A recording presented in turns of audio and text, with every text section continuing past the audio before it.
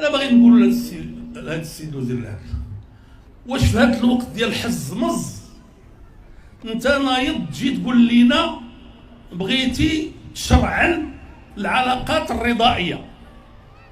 غير قولوا لي دابا بعدا في السياسه لا بغى الانسان يتكلم على بحال هذا الشيء كيتسنى تيكونوا الناس واكلين وشاربين وناشط شاربين والسلام وناشطين والشيخات ولا شيء.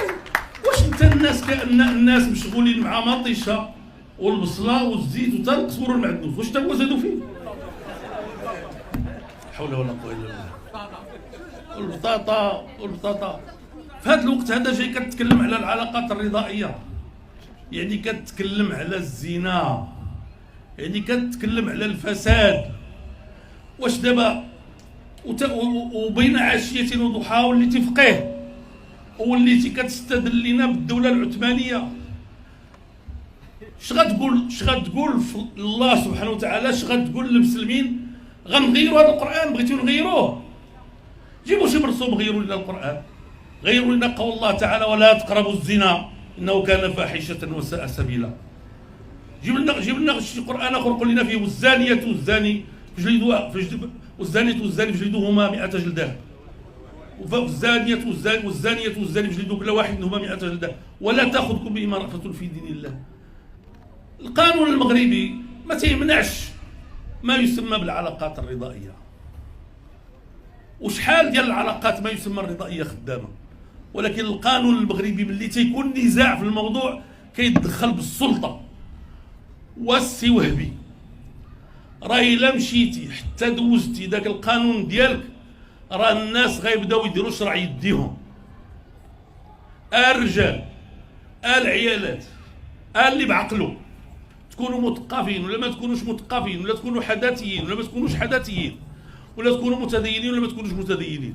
الدولة تحول دون الإجرام الآن، الإجرام لأنه الزوج اللي غيلقى مراته مع واحد آخر في ذاك الوقت إلا مشى تداز هذا القانون ما غيقدرش يمشي عند وكيل الملك وما يقدرش يقول له صيفط لي البوليس، غيقول له بيناتكم ما عجباتكش سير طلقها، غيصبر حتى يمشي يطلقها ويضربوا وياها طلاق للشقاق.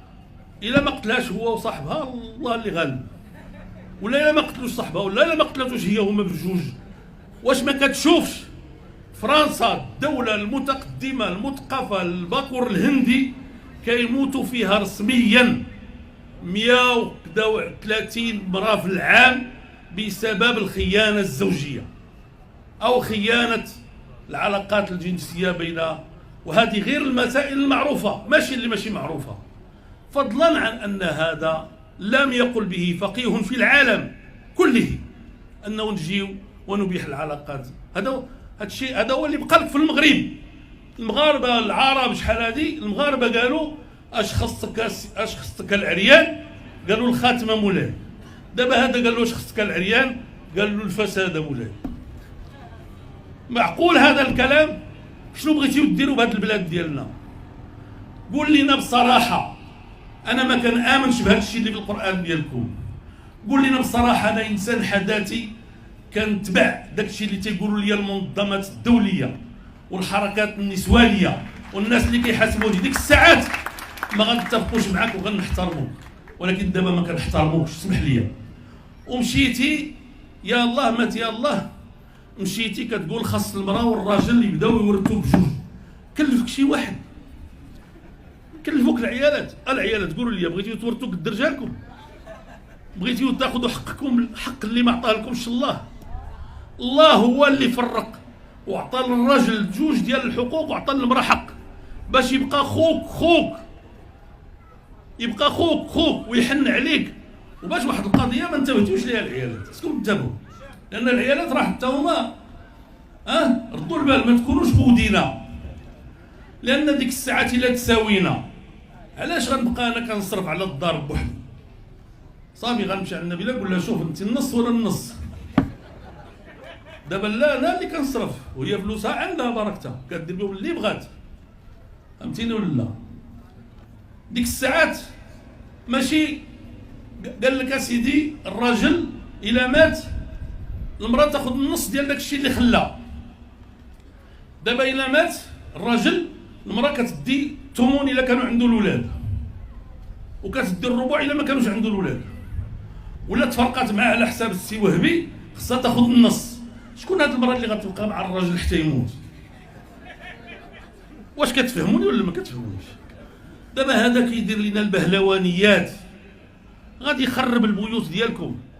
العيالات انا كنقولها لكم، راه الرجال عفاريت، نتوما اللي غتخلصوا، نتوما اللي كتبقاو متحملين الاولاد، نتوما خاص الراجل يبقى معاك في الدار وتحسني ليه حتى يموت هو ولا تموتي انتيا، وديك الساعات اللي عطاه الله شي حاجه ياخذها.